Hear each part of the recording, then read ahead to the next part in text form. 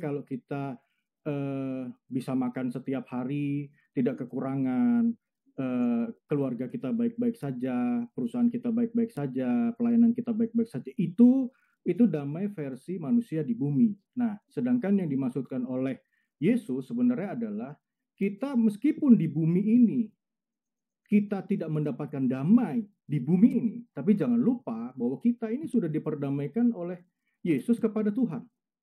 Jadi itu yang dimaksud damai kepada Tuhan. Jadi jangan rancu antara damai Kristus dengan damai dunia ini. Yang Bapak tadi sampaikan, yang Wahyu 6 itu adalah damai di dunia ini yang diambil oleh mereka karena situasinya perang. Nah, kalau Bapak ikut materi akhir zaman kami itu secara biblical akan sangat jelas karena semuanya dijawab oleh firman, bukan secara eksegesis ya, tapi secara eksegesis firman Tuhan bahwa itu sangat jelas apa itu Wahyu 6 itu mengarah kemana, itu akan sangat jelas. Jadi tolong jangan rancu antara oh kok berarti kita kehilangan damai. Loh iya, kita memang kehilangan damai. Tuhan bilang di dalam dunia kamu akan menderita aniaya. Bagaimana orang menderita aniaya bisa merasa damai di hati? Nggak mungkin kan. Nah itu yang dimaksud damai di dunia ini. Tapi damai Yesus itu tidak sama dengan damai dunia ini. Damai Yesus meskipun Anda menderita aniaya, meskipun di dunia ini Anda tidak merasakan damai, meskipun di dunia ini hati kita gelisah, tapi kita tahu bahwa kita posisinya sudah diperdamaikan dengan Tuhan. Nah beda halnya kalau kita kemudian berdosa, keluar daripada kasih karunia Tuhan. Nah itu kita perlu berdamai lagi dengan Tuhan itu. Menurut saya kita perlu berdamai lagi dengan Tuhan, yaitu dengan bertobat. Jadi mohon jangan rancu antara damai yang tadi disampaikan oleh Pak Jeremia mengenai damai yang dimaksudkan oleh Yesus. Karena Yesus sendiri bilang di dalam dunia aku tidak melemparkan damai, di dalam dunia aku melemparkan pedang.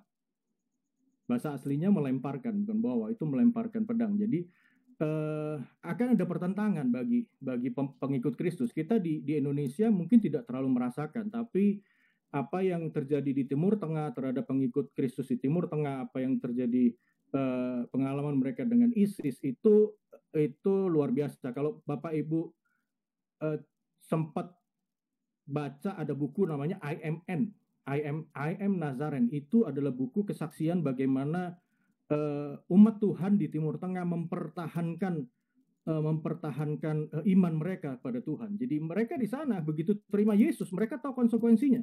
Mereka tahu ketika mereka terima Yesus, rumah mereka akan ditembakin, rumah mereka akan dilempari batu, pekerjaan mereka akan hilang, bahkan mereka akan diperkosa, bahkan mereka akan dianiaya. Mereka sudah tahu konsekuensi itu, tapi mereka tetap terima Yesus. Kenapa? Karena mereka tahu keselamatan itu bicara tentang kekekalan. Keselamatan bukan masalah di dunia saja. Keselamatan bicara tentang kekekalan. Jadi kita perlu tahu perjuangan dari saudara-saudara kita di Timur Tengah bagaimana mempertahankan iman supaya kita tidak terkotak bahwa kalau di Indonesia kan beda. Di Indonesia kalau Anda ikut Yesus, Anda akan mendapatkan damai sejahtera.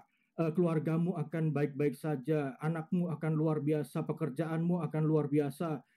Kalau Anda terima Yesus sebagai Tuhan, maka akan Anda menjadi kepala dan bukan menjadi ekor. Nah, seperti itu kan kalau berita yang saya sering dengar, terutama di gereja-gereja yang mega church di Indonesia ini. Nah, ini makanya kita jadi bias antara damai Yesus atau damai dunia. Jadi kita jadi bias mempersatukan damai Yesus dengan damai dunia. Gitu, seperti itu Pak. Jadi mohon jangan rancu antara damai Yesus yang dibilang Yesus tentang damai, karena Yesus di samping Yesus bilang damai, dia adalah raja damai, tapi dia bilang di dunia ini kamu akan menderita aniaya. Tapi jangan takut, aku sudah mengalahkan dunia. Gitu Pak, yang bisa saya bantu menjawab. Ya. Terima kasih Pak. Dengan penjelasan ini menjadi lebih jelas gitu. Jadi saya paham. Tapi mungkin tadi ada sedikit sebutan atau pernyataan yang membuat kita terkesan seolah-olah bahwa agak terpisah gitu ya. Tetapi saya kira sudah jelas dengan penjelasan Bapak ini, Pak Berian. Saya kira sudah sangat jelas. Terima kasih atas penjelasannya. Saya sependapat dan sepaham. Tuhan memberkati, Pak. Terima kasih. Pak. Pak Berian, saya mau bertanya, Pak. Tuhan datang ke dunia ini kan menebar kasih. Makanya ada hukum 2 dalam pengajaran Yesus. Kasihilah Tuhan Allahmu, kasihilah sesamamu. Artinya dengan memberikan kasih ini bertujuan untuk damai, Pak. Membuat perdamaian di dunianya sendiri. Jadi kita tidak bisa ambil satu ayat kemudian kita pakai untuk menafsirkan seperti bahwa itu damai sejahtera hanya ada di surga. Kita perlu juga Tuhan mengajarkan kasihilah sesamamu. Artinya untuk apa? Tujuan membuat damai. Kita juga nggak bisa hilangkan itu ayat karena hukum yang ada di Bible itu yang paling penting adalah hukum kasih. Terima kasih, Pak. Ya. Saya setuju, Pak. Saya sepakat bahwa Tuhan membawa kasih. Tapi gini, ketika kita sudah ada di dalam Yesus, Yesus bilang, karena kamu di dalam aku, maka hendaklah kamu saling mengasihi seorang di antara yang lain.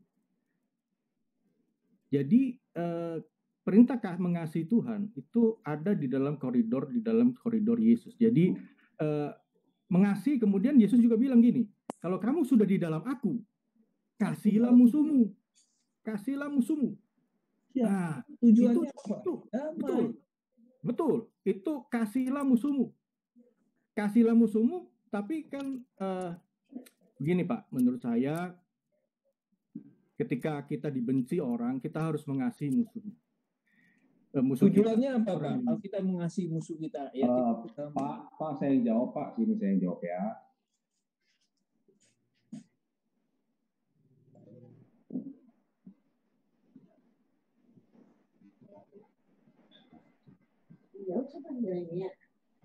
Tuhan datang membawa damai.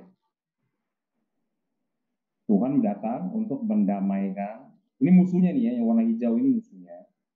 Tuhan datang untuk berdamai dengan musuh-musuhnya. Oke.